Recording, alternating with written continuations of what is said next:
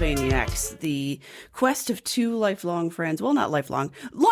Long time friends. Lifelong makes it sound like we were kids. We were very young. It was a long time ago, but not, you know what I'm trying to say. We're trying to watch as many Dracula adaptations as we possibly can.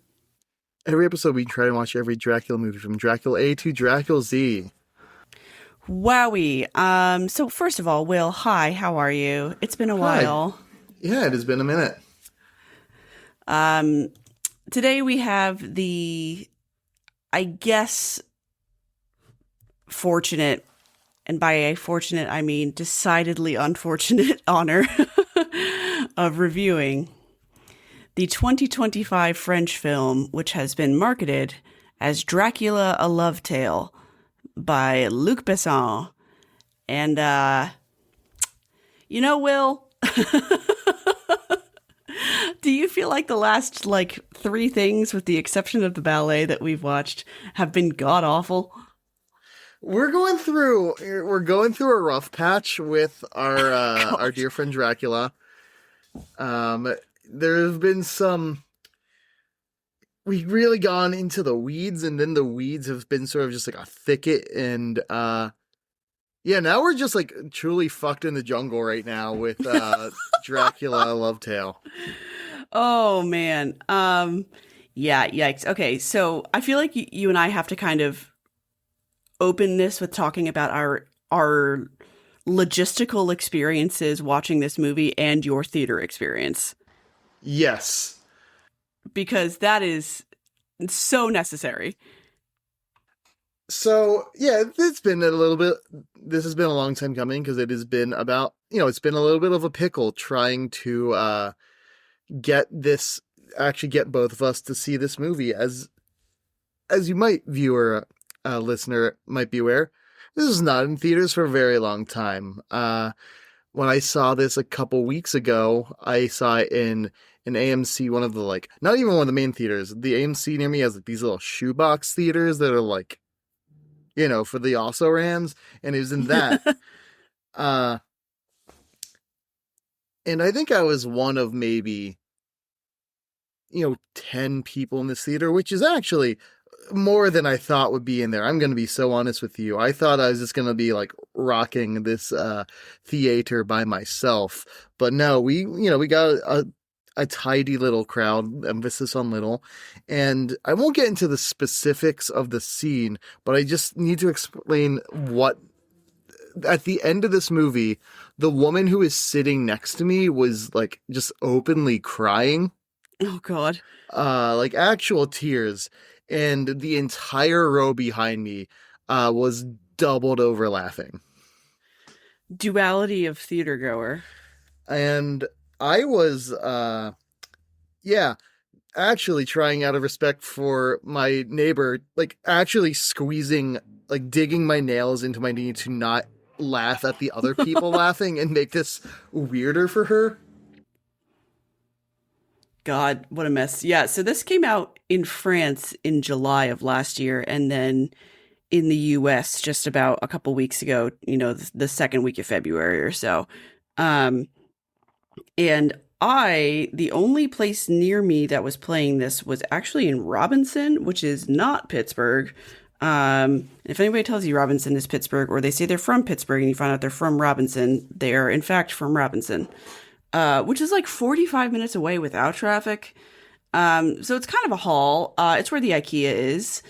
So I didn't particularly want to schlep up to a Cinemark in Robinson. But I was like, okay, well, that'll be my only choice. So I'm looking at the show times, and it looks like they just have a 6:45 p.m. and a 10:45 p.m. And we're like, okay.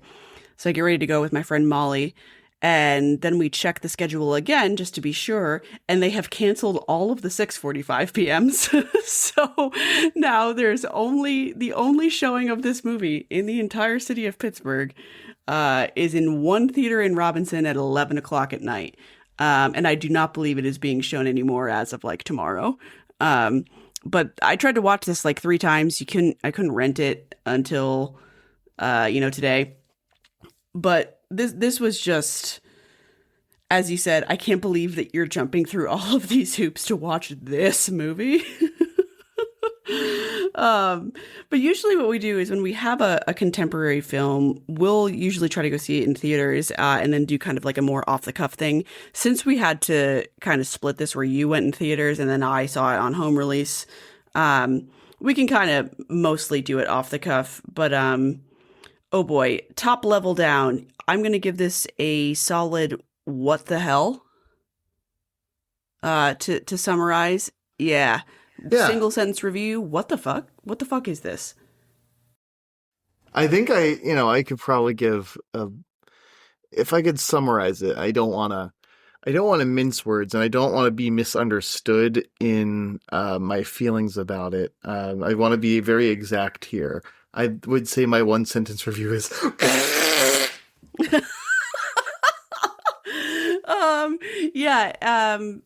That's exactly it. Okay, so let's rewind a little bit. So this movie again is by the French director Luc Besson. Just the like most barest of disclaimers. If you do not want to give Luc Besson any money, that's totally fine. He is at best a sexual harasser and at worst a rapist. So, you know, obviously we're just watching the film because it's in line with the podcast. He's an asshole or a criminal, or I don't know. But, you know, so that's up to you on if you want to spend money on this or not. If you can find it elsewhere, you know, if you can do your own research, you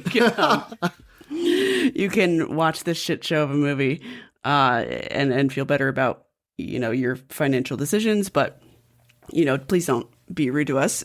But anyway, I feel like the death of cable has really robbed you of the way you should be watching this movie, which is like high out of your mind on like Cinemax at like 10:30 p.m. Yeah, this is a middle of the night movie. This is like when I saw the 2004 Van Helsing, I think I saw that on like a DVD copy that my friend and I found at like somebody's garage sale. I think they actually released that movie straight to garage sale. So Straight to garage sale. That's very good. Man, okay, so there's a lot to talk about here. You can kind of tell by the subtitle Dracula, A Love Tale, that this is going to be an adaptation that focuses heavily on the romance aspect. The problem I have with this is that is my least favorite approach to Dracula as a, you know, text. We talked a little bit about this, and by a little bit, I mean an enormous amount, last time with our friend Lan Pitts, who you should listen to that episode if you haven't. It's great. It is about the Dracula Untold film, which we also really did not care for. But that film, as well as a couple other adaptations, starting all the way back with Blackula, which is the best one to do this, you know, this take, is that there is a kind of central forbidden romance between Dracula and the Mina analog, because she is actually his reincarnated wife back from when he was Vlad the Impaler. To be as clear as possible, this is not in the text of the book. This is not in the text. Which is a surprise, which should come as a surprise to Luc Besson, because he did an interview with a YouTube show, where a show called Pop Culture Weekly, where he talks about how in preparation for doing this adaptation, he reread the book, and the thing that really struck him in this book was the love story that is not there. I read that and I was so baffled that I was like, did he like ask ChatGPT for a summary or something? Because like when you take the original novel, it's a real love story. What are you talking about? What are you fucking talking about, dog? There is absolutely no love story there. It is sexual, that's for sure. But this is not a romance novel. And this is just so frustrating to me, because it's the central thesis of this adaptation is that this is a love story between these two people who have been kept apart. A, I hate that approach. B, as a film that is supposed to apparently be a love story, there's kind of not a lot of that either. Am I wrong? No, you're not wrong at all. there is again a lot of love scenes that feel there's like romance in like there is romance in sort of a like a perfume ad from 2004 kind of way. 2004 getting a lot of play in this, and I actually completely understand why. And if you see any clips from this film, you'll get it. You'll get why this is 2004. I feel But like yeah, you're right. there's like an opening scene that is like Dracula and God, what is her name in this? I did not do my Elizabeth. Elizabeth, excuse me, thank you. Where they have like a scene to establish they're in love, and it is them like uh having sex and like doing like having sex and like doing like having like doing foreplay, but then also like everything else they're doing just gets incrementally weirder. Like at Yes, one they like. point, like he's like standing behind her, and they've like strung up a pillow from the ceiling, and he's like showing her how to fire a gun at the pillow, which comes back in the plot later. Don't you worry. There's a point where they're just like I would say it's like a food fight, but it does not look like identifiable food. It's just like they're smushing like goo into each other's face. It's truly revolting. Yeah, they like have like a fluffy pillow fight again, like it's the Sophia Coppola Marie Antoinette with like none of the charm. Um, and they're like she like gets inside his shirt and is like kind of like leading him around goofily, and it's such a weird combination of completely empty and like tooth achingly twee in a way I just absolutely despise. And that is a really strange way to open the film with like a montage of this. Um, Again, I get what he's going for is to be like, they're so in love. We have to show you immediately. But I feel like the better way to show us immediately is to have like any scenes of them talking to each other literally at fucking all. Yeah. I think they exchange maybe four lines and two of them are a goodbye because he's being called to war. Listen, I would buy that they're high schoolers in their first relationship with each other. Yes, and that is totally the love story that we're going for with this is high school romance. Like as opposed to this like I have crushed oceans of time to find you, etc. And like we're going to talk a lot about the 92 Dracula because even though it is substantially different from the text of the novel, it has become a definitive adaptation. So it's something that we touch on a lot because when you talk about film adaptation of Dracula, people usually mention like the big three are Nosferatu, Lugosi 31, and, Gary Oldman 92. Even though those are three completely different films that all address the text in different ways. The one that strays the farthest from it is the 92, but it's the most recognizable to a lot of contemporary audiences. And I thought I had read somewhere that Besson like really directly wanted to remake that as this film. I can't really find the quote. You dug around for a bit as well, but it's so present that he worships that particular adaptation and does such a poor job of paying homage to it, including this I have crossed oceans of time to find you, high gothic romance that he's under the impression he's doing when, as I said, this whole thing, it starts empty and it ends empty. I feel like not only do they not love each other, but that they barely interact in the entire film. No, you're so right. You're right to say it. This is the problem is that they are kept apart.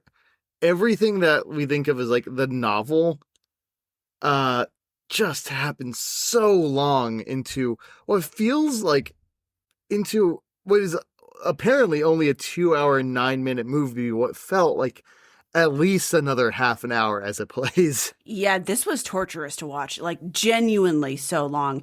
And yeah, like you said, they do touch on the events of the novel, beginning with the castle, but the first like 25 minutes or so are all back in, pre medieval Vlad the Impaler times which kind of also is parallel to the Dracula Untold utter failure of a film. And then we begin with the castle 400 years later. And I didn't mind that section too much. But what follows it is kind of a strange twisting of the material. So instead of Lucy being Mina's lifelong best friend, we have a new character named Maria, who has been captured by our Van Helsing analog and our Seward analog in an asylum, and she is a vampire, obviously. So she's kind of taking the place of Lucy as, you know, somebody in Mina's life who has become a vampire. And she was directly turned by Dracula in this because for some reason, Dracula's strategy, you know, after his Elisabetta dies, and he realizes that he has been cursed by God to live forever. Not really even that he becomes a vampire by being bitten, etc. He denounces God so greatly that God says, fuck you, you can't die. And you have to drink blood, I guess. He has convinced himself that he will find his reincarnated love again. And the way he's going to do this is to, like, create a Parisian harem and send them across the world to, like, look for people who look like his dead wife from 400 years ago. Which is weird. I found that all to be weird and a strange strategy. Will you talk a little bit about the way he spends his time in the past attracting women? Sure. So, after he establishes that he cannot die, which is done by him repeatedly going to the same window and jumping out of it again and again and again, to the point where it becomes sort of like the, like, Simpsons joke where Sideshow Bob keeps stepping on a rake.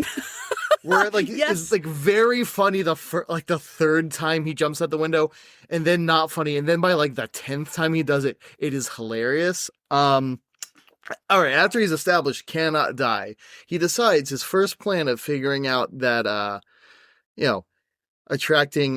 finding his reincarnated wife is he's going to create a super perfume. He's going to travel the world finding ingredients, and he's going to make a perfume that makes him irresistible to women. And maybe all people, really depends scene to scene. Like, convulsive, like, truly, like, out of their skull, just, like, drawn to him. Which, for somebody with the allegations that Luc Besson has, who also wrote this script, that's pretty fucking rich. You bet it's pretty rich. And the more I watch this and the more I think about Luc Besson, I'm like, I think this movie is pretty blatantly misogynist. And I don't say that about a lot of things. Yeah. Oh my God, yeah. I think this is straight up fucking misogynist, dude. But anyway, yes, he creates the super perfume. And I cannot stop thinking about how goofy this is conceptually. Like, this is dumb, right? This is just dumb, weird, like, totally Spies level, the writer's barely disguised fetish writing. Yes. It sucks. It's boring to watch, and again, it's the same as the suicide scene where you're like, I don't think he intended this to be comical. I think, but also on the other hand, I'm like, there was a lot of Wes Anderson in this movie, in a way that I thought was unintentional, but I'm like, maybe it is intentional. But again, it goes against this film was frustrating on so many different levels. But a lot of it came from the fact it could not decide whether or not to take itself seriously. And the scenes, like this big long montage with the perfume that had like a dance number in the middle, really, really led to that confusion of like, is this supposed to be tongue in cheek? Like, it really, if it's going for high gothic romance, why is it so fucking silly? Really confusing. But anyway, he that's how he attracts his harem. And then the Lucy analog, again, Maria, meets Mina like 2 days before the second half of the plot begins. And wait, this Mina... Oh, yeah, go ahead, sorry. May I interject? Because it's not like Maria does not report back to Dracula about this. What happens, it is so much more roundabout, is that Harker shows up at Dracula's house, and like he's not invited. Dracula has not like invited him here. It's not like the normal setup where he's expecting him and is gonna like trap him. He just shows up. He's like, I'm supposed to show you your real estate holdings. And I think in your notes you write that like there's something that like you came around on this version of Harker, and I agree, but he is like, this is maybe the goofiest Harker we have ever had, which again is truly saying something. By a mile. This is bumbling. So like Stumblebum Harker like falls really truly inadvertently into Dracula's trap, and then Dracula's like, well, I'm gonna kill you, have any requests? And then he's like, yeah, well, you tell me your life story. And then it literally becomes an interview with the vampire, while like he has Harker strapped to a chair and relays multiple flashbacks. He tells him about the perfume thing, he tells him about the agents, and then he's like, well, anyway, go, lost track of time to get back to the killing you thing. And he's like, please spare me. You believe in love. I'm about to be married. And he shows him his locket, and wouldn't you believe, oh my God, it's Elisabetta. Crazy. Who could have foreseen this? And again, it's just the setup that I like really, really hate, because I think it's boring and I think it strips Mina of the entire character, which is one of the most interesting women in literature from this time period. But yeah, fine. Guess she's wife 2.0. And then we like smash cut to Paris, where Mina is at the asylum where our Seward and our Van Helsing, who are not named that, but it doesn't matter, are, trying to treat Maria, who is chained up. And look, I want to talk about Maria a little bit, because I don't think that it is problematic to portray any of the vampires as inherently like hypersexual. I think that that is in fact the text. That is the point of the folklore. I have no problem with that on either an adaptational or moral level. I do think that this particular performance and the way it was shot comes across as like gooner shit. This is porn-brained to me. I really disliked the way that they handled this character, because again, it's always going to be sexual. We have seen adaptations where the brides straight up rape Jonathan. That is a completely valid interpretation of the text. I think this particular original character that they wrote for their weird, fanfic adaptation is doing kind of like a faux naive sex kitten thing, while also going, 100% nympho. And I just think that that's boring. I think it's boring and porny. And the way that they shot her, like there were a lot of shots in this where I'm like, you are jerking it so hard, one of your arms is bigger than the other, dog. She's truly like half a performance she's doing like a hair gal. Like, yeah, literally. I'm like, this is embarrassing. This is embarrassing for me to watch. What the fuck? And again, it's even worse when you consider, the nature of Luc Besson, the fact that this movie is really unkind to its female characters. It was just gross to watch. Anyway, so Mina's like, I've come to pick up my friend who I met like last week, because I hear she's here, and she had a mental breakdown at her wedding because she was marrying some guy, and then the priest came out and she went crazy. And that's the setup, which is weird. So like our Gang of Light is abbreviated to just Van Helsing and Seward-ish. And, they eventually extract from Maria that her master is Dracula. And the Van Helsing in this is more of a priest as opposed to a hunter, which is, again, a completely valid interpretation. But they really go heavy on the priest aspect. And I think that the role of religion in this one is kind of half-assed. Do you have that quote from Besson that was just like, dude, come on? Yeah. So I had this quote that I found on a Slash film that I think originally came from a interview he did in the January 26th issue of FX magazine, where he says, "I was not trying to portray Van Helsing, so why call him Van Helsing? What was interesting is that you have science and religion. Religion is supposed to be a proposition. Science is something we know. I really wanted to reverse that. The priest is very sure of himself and basically knows everything when science is lost. I wanted to play in that exchange of knowledge." That is such bullshit. Like, based on this movie, I don't know. I found the entire ending sequence where, okay, sorry, let me pause. I'm getting ahead of myself here. Eventually, Mina and Dracula meet via Maria, and Dracula awakens her old memories by playing her a music box that, Elisabetta used to play this music box when she wanted to get it from the back. Like, come on, man. And she, suddenly remembers anything, is madly in love with him, and is like, turn me into a vampire, take me back to your castle so we can be together forever. And this lasts all of 90 seconds. And then they are back in the castle and again exchange maybe 4 lines of dialogue before our Van Helsing is like, I'm sending in the army.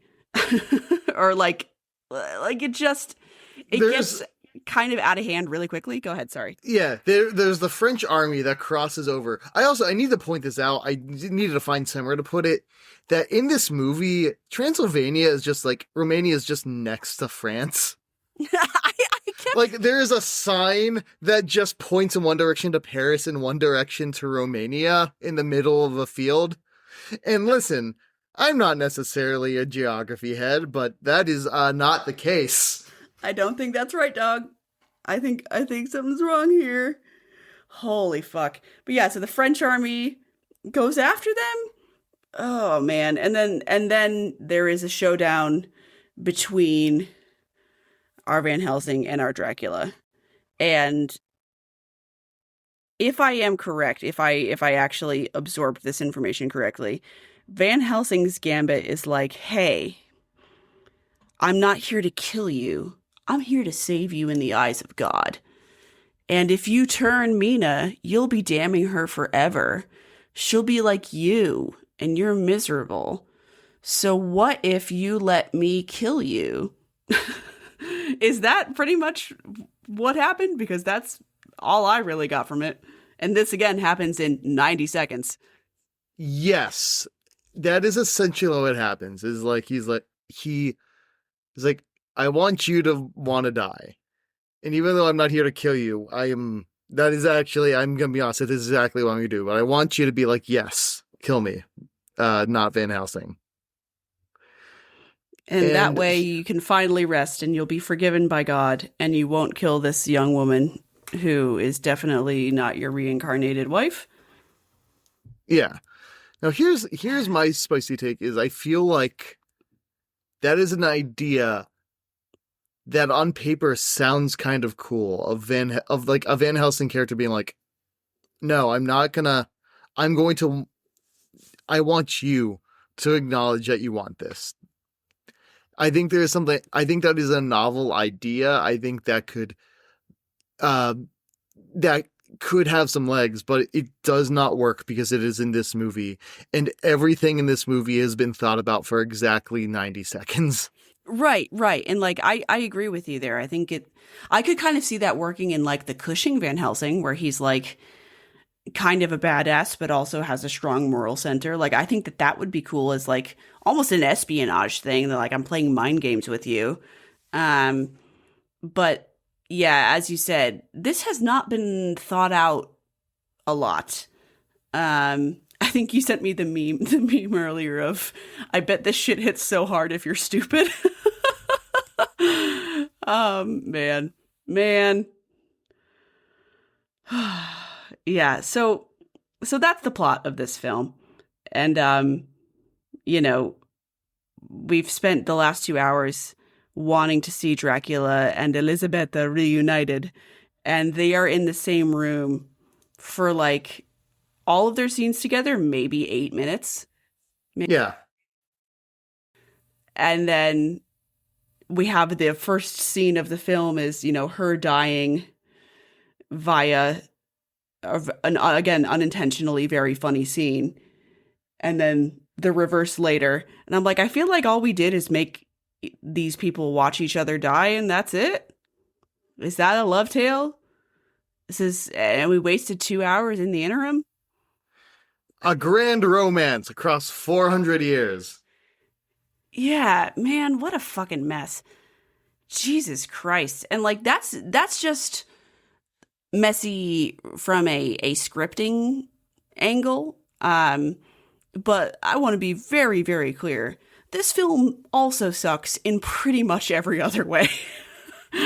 um, what did you think about the kind of general art direction or, cinematography or anything that you want to shit on? Please take the floor, my friend. I feel like the art direction is just so all over the place as to not really be cohesive. I think, you know what, and I think the kind thing to do would be to withhold comparisons to Bram Stoker's Dracula and Coppola, but this wants to be that movie so bad that it just invites it, so the gloves are off. What's great about Coppola's Dracula is that, if nothing else, it has a really beautiful visual language. It is capturing, uh, it has a lot of thoughts about how this is happening at like the birth of cinema. So they use a lot of the in-camera practical effects that would have been used in the early days of filmmaking. They use a lot of classical art reference points for for shots and for a lot of the design. And clearly, if Frankie thought so much about the imagery of that movie. It feels cohesive. It feels like a feast to watch. It is, it is truly it's a spectacle on every level. And this movie, I think, what I keep coming back to as I'm thinking about more and more is it just feels so lazy and not thought out. It gestures towards things and doesn't actually go for them. So you have, I don't know, a pretty generic looking medieval castle setting. His armor, he's got this armor that, in its silhouette calls to mind the, that like red veined armor that Dracula has in 92, but it's instead this like really cheesy, like dragon armor that looks like if that armor was in like a Japanese, like a Japanese action show, like in Power Rangers or shit, that would go off hard. But in this movie, it looks really bad. And it's also like the quality of the prop making and costuming in this was not there. There was one costume that absolutely banged, and that was Elizabeth's like first gown that she's in that has a really, really long veil and this kind of like pearl underbust corset situation. That looked great. And that's where they spent the money because that was in all the promotional shots. But the rest of this had a real Renaissance fair vibe to it, and not in a good way. The design, again, at every turn, it references it, like it invites comparisons to 92, but in really unflattering ways. Yes. His old man makeup clearly is trying to, it's clearly trying to reference what old man looks like with like the long hair and like the weird like bun that he has going on, except it looks so much worse. And what it actually looks like? It looks like another movie from the early 90s. His old man Dracula makeup looks uncannily like a Goomba from the Super Mario Bros. Movie. Oh my God, no. Oh, you're so right. Ew, it's something about it was like really gross to me and not in a flattering way. Again, like the whole thing just looked kind of cheap. I have seen much better quality props like by Etsy makers. Like, come on, man. This is a feature film. Get stuff that doesn't look like it's made out of styrofoam. Oh my God, wait. And that does bring me to to the elephant in the room, the thing that I think we were warned about ahead of time by Lan, even before we saw this movie, that we gotta talk about because it needs to happen, is the gargoyles. The gargoyles The of it all. gargoyles. Holy shit. Okay. Okay. So you go. No, I concede the floor to you. Oh man. Okay. So Dracula in this, as opposed to having the three brides, has like a little army of what I can only describe as Fraggle Rock outcasts.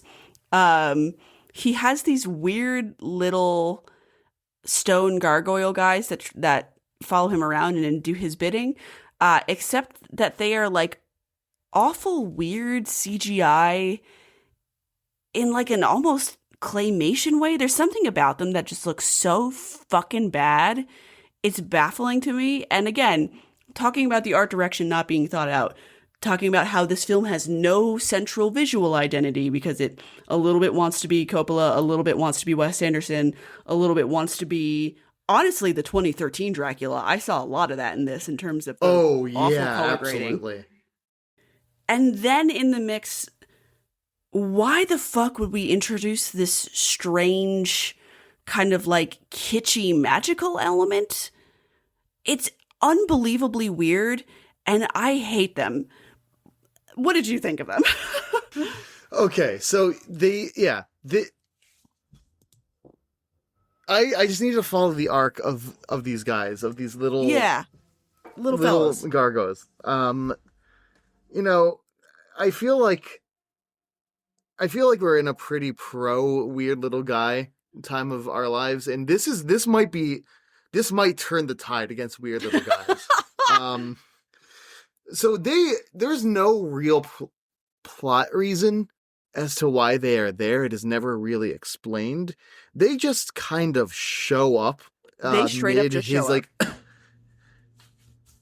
When he's like in the midst of his like a window jumping montage, they're just kind of sitting on like a window frame, kind of like giggling out of nowhere. And then he's like got Harker strung up, and he like gestures to them, and they appear kind of in full sight, and you're like, hey, what the fuck is going on? Yeah. And how there's like the whole thing of like Dracula not having servants and how he's doing everything on his own, and how there's something kind of uncanny about it. And then like even in like Shadow of the Vampire, Willem Dafoe has like an absolute banger of a soliloquy about the loneliness and indignity of Dracula having to do all of this stuff, pretend to be a human, and do this all by himself. And it's beautiful. It's one of the defining things of Dracula. Wrong, little goblin dudes. Because we can. What the fuck? It looks like PS1 assets. It's so confusing to me. No, that is it. It is like pre-rendered PS1 cutscene characters that have been thrown into this movie. Do you remember fucking Heart of Darkness? Like the Heart of Darkness Yeah. game? They look like that. What the hell? And then at the end, at the end of this movie, after not Van Helsing has convinced Dracula to go through with like this assisted suicide,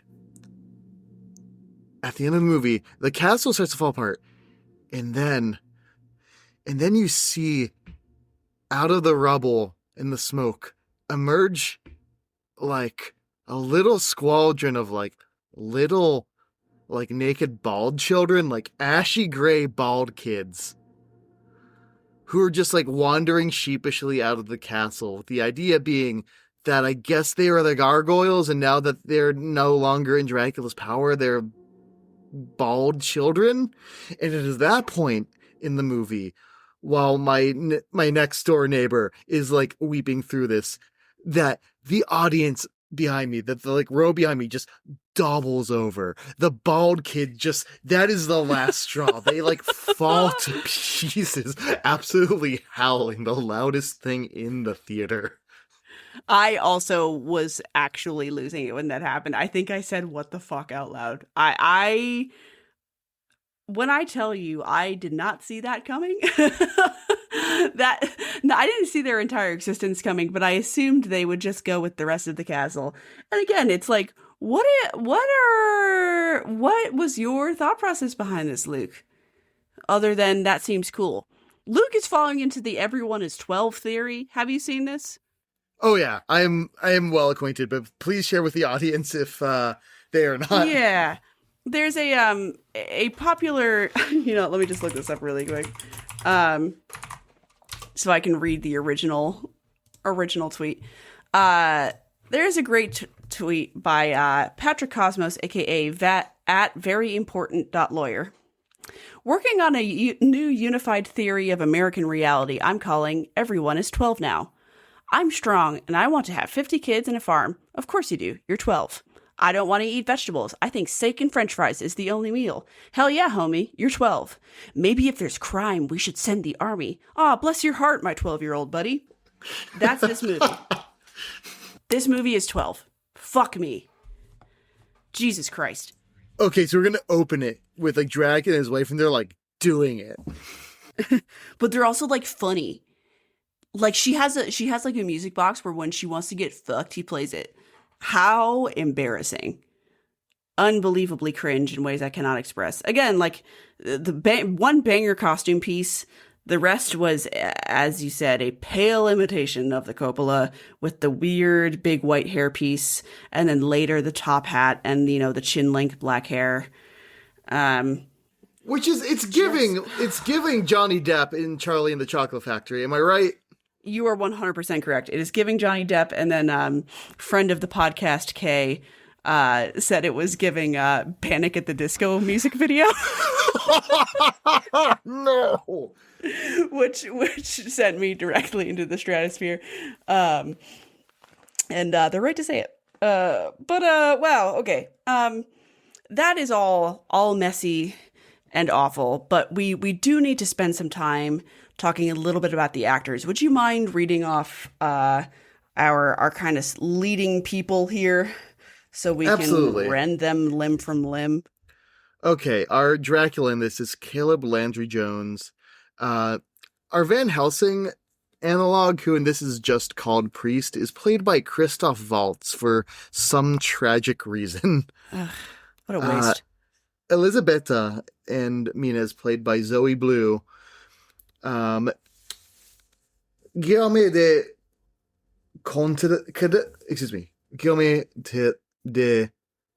Tonkodek, excuse me, please, literally part of my French. Plays Dumont, who is sort of our, like, if you Hadron Collidered both Seward and Holmwood together into one, like, milk toast man. We have got Maria, played by Matilda de Angelis, and Jonathan is Ewan Zabid. And you know what? Bless his heart. He's such a goofball. He won me over in the end. He won me over too. He was in a completely different movie, but that movie was better. So that's fine with me. Maria, again, it's like, I'm sure she was directed this way, but the whole thing just rubbed me the wrong way. And I know you can make a pun there. I was going to say, put a bad taste in my mouth. You can also make a pun there. It's just, it was gross. It was gross and porny, and I didn't like it.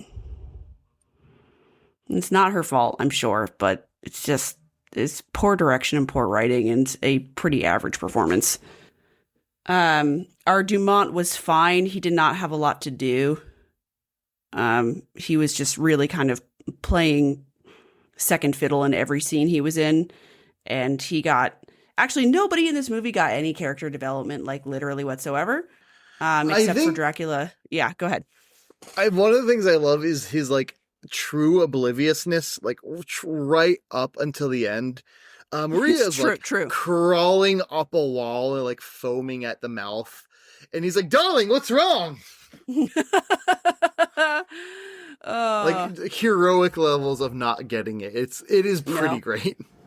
Oh yeah, and then Maria gets beheaded, and it looks like an effect from one of the worse Romeros. Oh no. Yeah.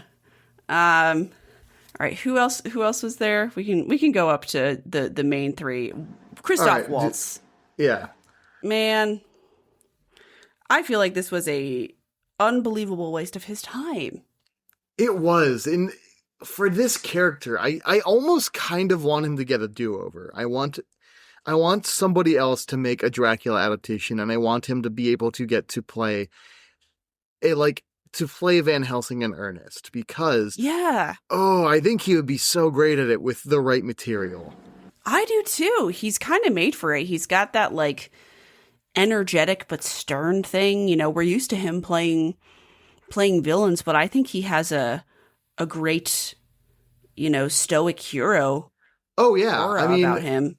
I think back of the character he played in Django Unchained, that I think has a lot of that sort of Van Helsing sort of joie de vivre kind of in curiosity, with like tempered with this professionalism and this rage. I think again would be so perfect for an earnest Van Helsing performance, and instead he's really hobbled by every other turn in this movie. It was too bad. I felt like he did not have enough to work with, and as a result, it kind of could have been anyone, and that always tells me that it's not a great performance. And when it's like, did it have to be you, or could anybody have read these lines? And anybody could have read these lines. Unfortunately, they're trying to sort of, even though he has his natural accent, I feel like they're coaching him to try and do a Dutch accent. And Colleen, this just left into mind. I'm sorry. There are at times where his accent just kind of reminded me of Dr. Evil. No, you're so right. I, I didn't even catch that, but you're really right. The accent work in this overall was awful. It was bad. Nobody did a good job, and I think everybody was cast in opposite strange ways of their natural speaking voices, and it showed. It showed. It was bad. Yikes. Okay, Zoe Blue as Elisabetta / Mina. Yeah, I'm gonna leave that prolonged silence in, because that's kind of the core of this. Go ahead, girl. Give us nothing. Thanks. It's not really her fault. No. Go ahead. It's not really her fault. She's introduced so late into the script, and we never really learn anything about her that is not like in relationship to like any other man in the script. Like, not to like go full Bechdel test on, but we have she's introduced, and we learn that, she's engaged to Harker. She's not really thrilled about it, and it's never explained why, or like any other facet of her life. What has she been up to? We don't know her outside of this relationship that she's not thrilled about.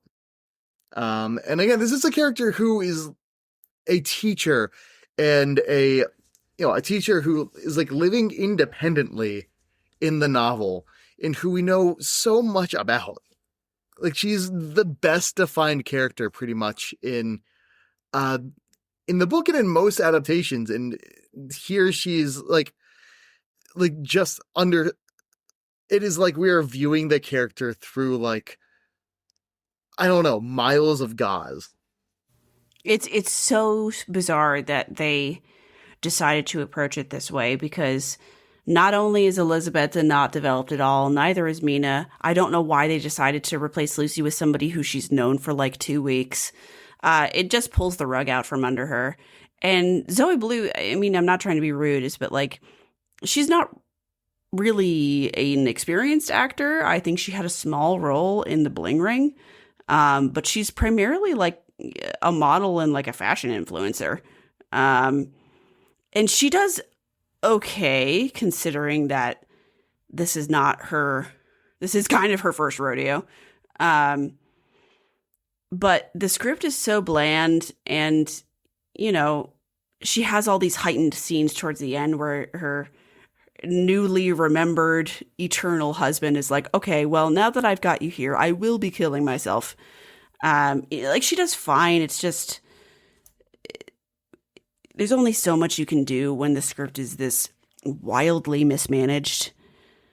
Which brings us, of course, to Caleb Landry Jones as Dracula. And let me just say, I was actually excited to watch this, because I first saw Caleb Landry Jones in season 3 of Twin Peaks, where he plays in, the contemporary town of Twin Peaks, the abusive boyfriend of Amanda Seyfried's character. And they are supposed to very directly be a mirror of Laura and Bobby. It is mutually abusive. There's a lot of drug use. It's horrible. He is actually even worse than Bobby, in that he is just a huge piece of shit who eventually kind of succumbs to this intense drug-induced paranoia, and it is heavily implied that he kills himself. Landry's performance in that was unbelievably good, and I think that shows that a good director can get really, really good performances out of people. He had this kind of like pathetic, twitchy nature to him that could have been played to make you feel bad for him, but it was paired and contrasted with this very intense, explosive violence. And that was really hard to watch in a good way.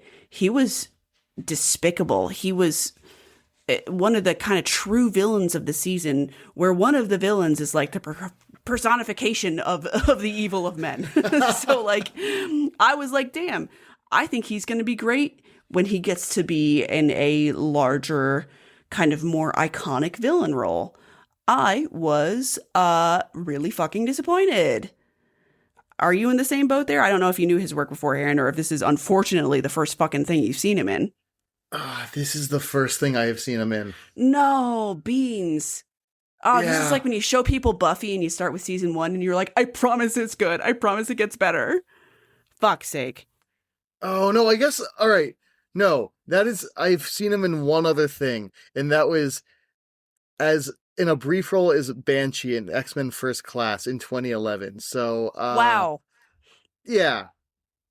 Yikes. Not exactly a weighty role for me to be able to judge his chops on. Neither is this.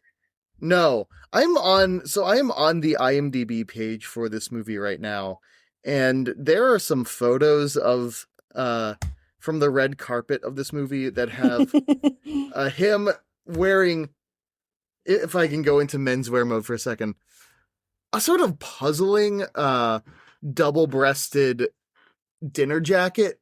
It is honest. I mean, if I'm gonna be honest, the shape and the drape of it's awful. But with his look in like in this suit, he looks more like Dracula on the red carpet wearing this weird double-breasted dinner jacket than he does at any point in this movie. It's so fucking weird.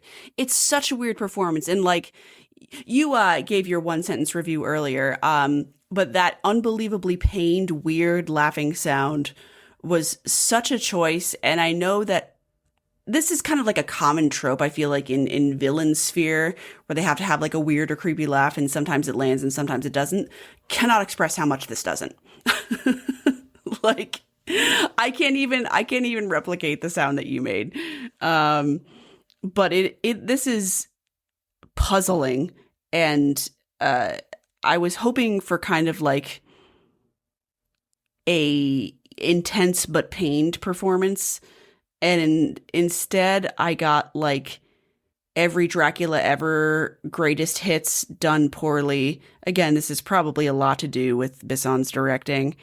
But I did not care for a lot of the choices he made with this. I thought it was really like broad strokes. Like, this is a strange example, but I used to do a lot of Shakespeare. And one of the things that we talk about when doing Shakespeare is that you have to have a 100% understanding of the text.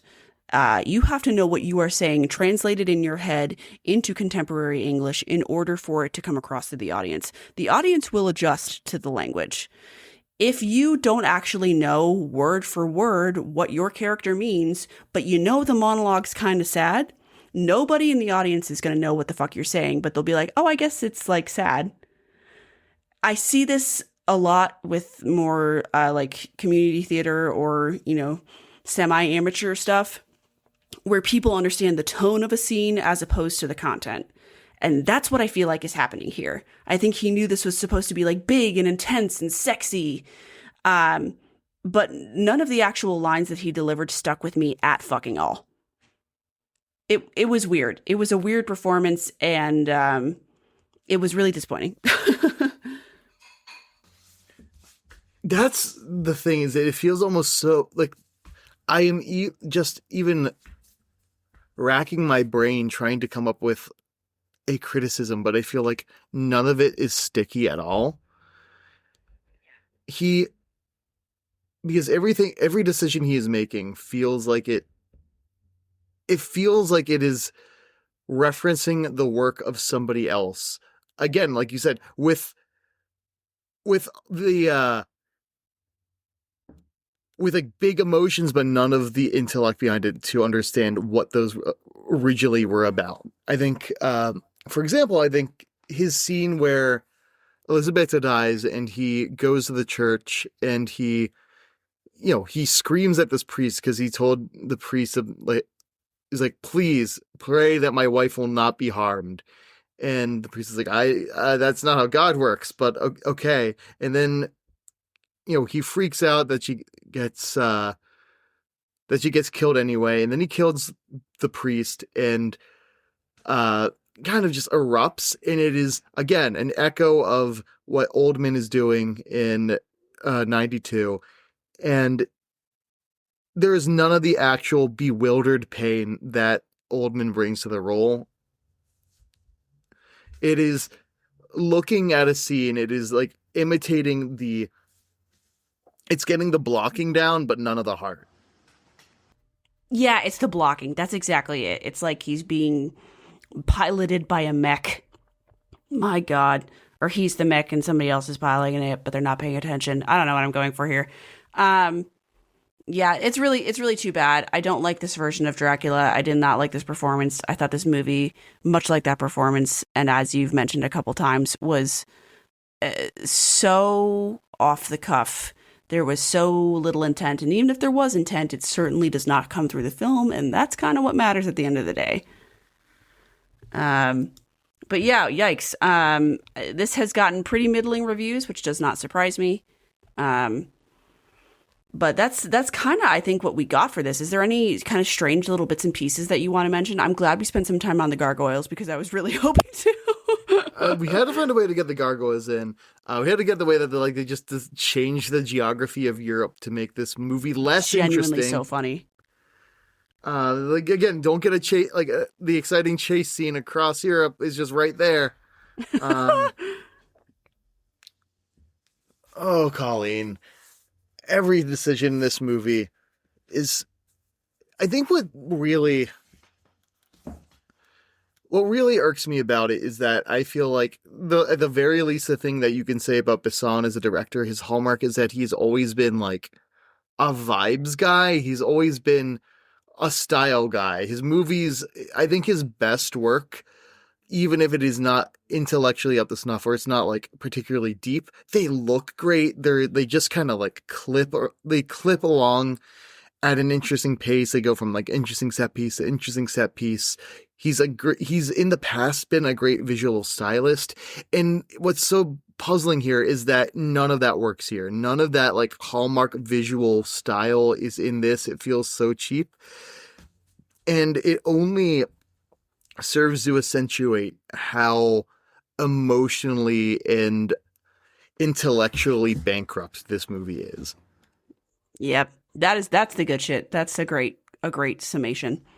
And listening to this interview that he gave where he's talking about the movie, it feels like he couldn't be bothered to actually think about the characters at all, to unpack in any meaningful way what a love story across 400 years actually means. It is all signifiers. It's no actual sign. Hot fire from Will Standish. That's the good shit. Well, I think that... Go ahead. I think that kind of brings us actually to... I don't have a tweet today, but I do have a social media post that I think is extremely relevant, if I may. So this comes to us from Tumblr user The Pink Pestilence.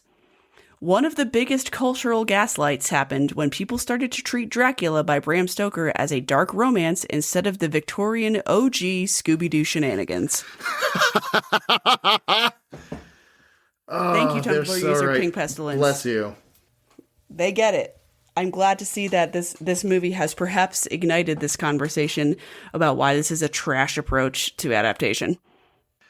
it's I feel like this is truly the nadir of this kind of version of Dracula, and I feel like maybe we can finally be free. I would love that. I would love to be free of adaptations that suck.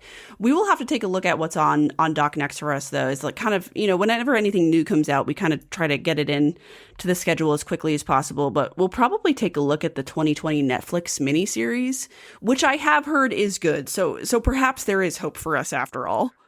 Yeah, there's finally a sun on the horizon. Jesus Christ, it's been dark. It's been a dark couple months here trying to get through material that objectively sucks, with of course the exception of the ballet.